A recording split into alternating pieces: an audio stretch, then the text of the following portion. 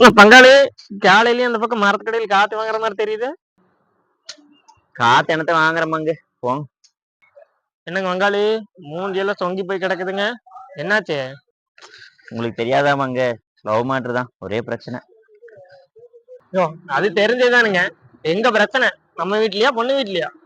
ஏங்க 2 வீட்லயுமே பிரச்சனை தாங்க.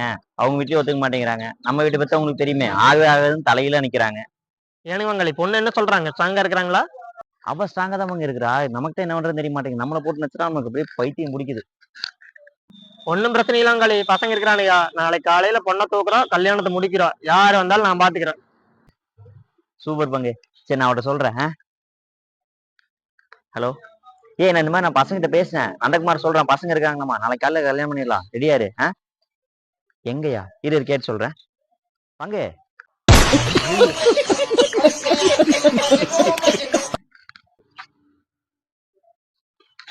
யோ பங்கு, இங்க என்ன பண்றீங்க?